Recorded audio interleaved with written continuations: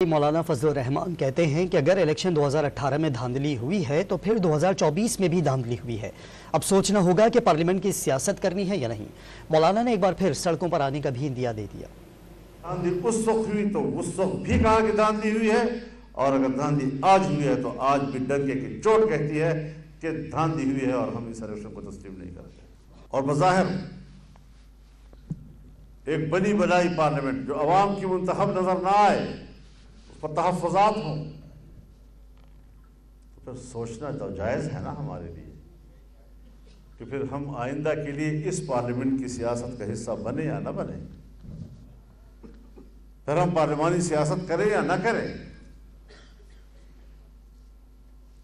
Parliament میں جو میری قوت ہے، جو میرا اسٹرینتھ ہے، وہ کسی اور کے رحم و کرم پر ہے،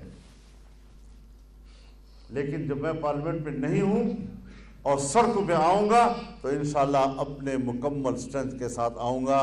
اس کے ساتھ مجھے کسی اور کی تائید کی ضرورت نہیں ہے۔